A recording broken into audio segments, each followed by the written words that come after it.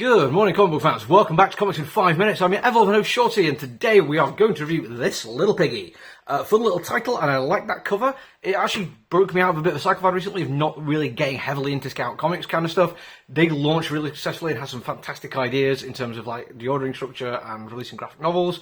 But unfortunately, after reading a few of them, I kind of fell out with what I think of as a very loose in-house art style. Which did let me down. And unfortunately, that is the reason why this comic book is not going to be getting anything like a glowing review. Because it is kind of loose and sloppy when it comes to its artwork. It is not terrible. This is not an amateur hour kind of thing. It is very middle of the road for most of the time. It just, does what it set out to do. But when it fails to do what it sets out to do, then we start getting a little bit like, oh. And once you notice a few things, you can't help but notice the rest of them.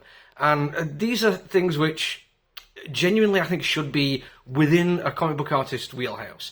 Effectively stuff like foreshortening. Certain situations we have somebody reaching out with their hand and their fingers look weirdly long, even though the angle would make you think you're only going to be seeing them from near the front. So it's like, how the hell long are these people's fingers?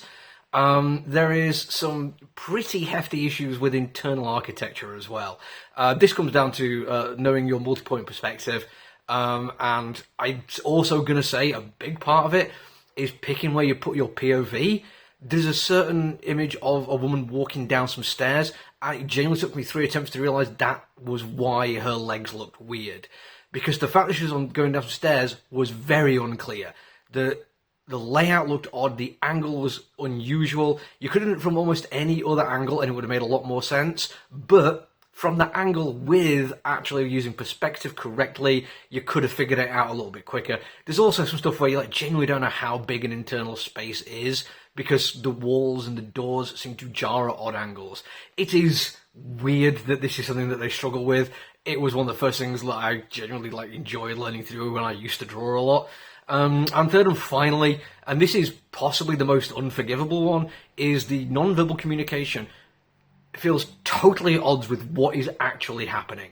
We have, as part of the story, a young guy who's interested in a girl, but the guy is a little weenie, he gets bullied quite a bit, but they've known each other since they were kids. He's clearly interested in her, and she seems to just want to be friends with him. Now, to clarify, he is not being overtly creepy and stalkerish about it. There's no, over-the-top declarations of love. He clearly is just testing the water a little bit, seeing if there might be some wiggle room, never pushing anything. And don't get me wrong, that's still in its own ways. If somebody has told you no, there's a thing no going on there, then yeah, you accept that and back off. He's a teenage kid, so I'm yeah, okay, it's not great, a bit problematic, but he's a teenager, so you can kind of understand his lack of nuance.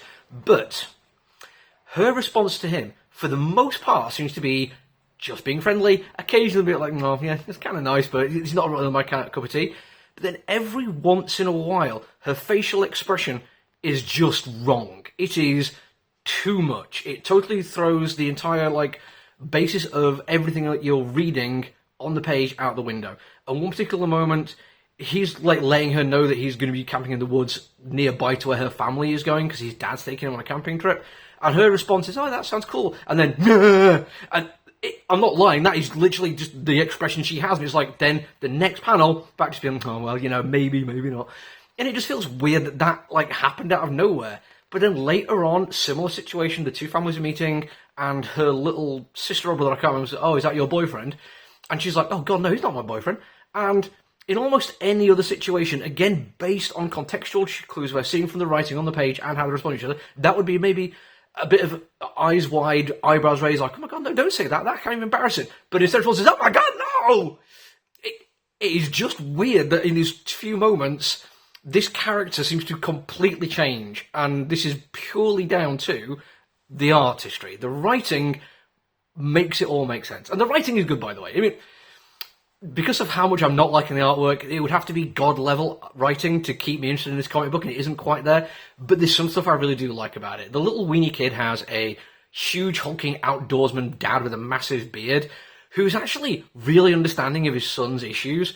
They're going away for a father-son bonding trip, and the kid is obviously a little bit nervous, and the dad reads this from, the way his son is acting. And he's very upfront with the idea of, no, we can leave it, but no worries. This is an important thing, but we can hold off. We don't have to. If you're uncomfortable, if you're not ready, we can wait. And it's like, okay, that is a cool little dynamic twist that I wasn't expecting there. And then there's the twist at the end, the big reveal. And I'm not going to spoil anything, but this is a thing I actually really quite like, and I want to applaud the writer for this one, because all through the comic book there is a sense that we are not being told everything, that there is more going on than we are led to believe, and we are waiting for the other shoe to drop.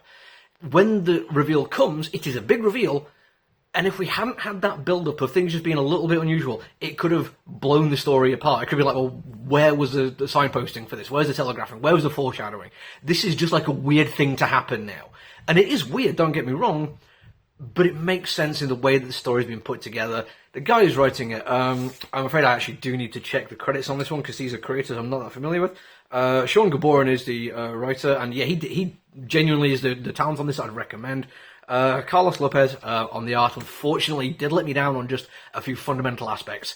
I think it's a cool idea. I think it could work with a better artist, but unfortunately, like I say, the writing needed to be on another level for me to get over how much I dislike the art on this one. So not a great one, unfortunately, from Scout Comics. But if you want to try out some cool, unusual horror, maybe give it a shot. Maybe you can get on with the artwork a bit better than I can. I'm looking from a critical lens, but that's just me. Right, the review is over, and I've gone over again, but it's worth pointing out right now that I'm working on my best of the year list. It's only going to be a top 10 this year, with a few extras on honourable mention kind of thing, so keep an eye out. When we get closer to the end of the year, I will literally stop doing the daily reviews and just do the best of 2023. So keep an eye out for those, and see what I've really, really enjoyed. Feel free to guess away if you actually have been watching my videos for a while. Until then, though, look after each other, everyone. Stay safe. Bye!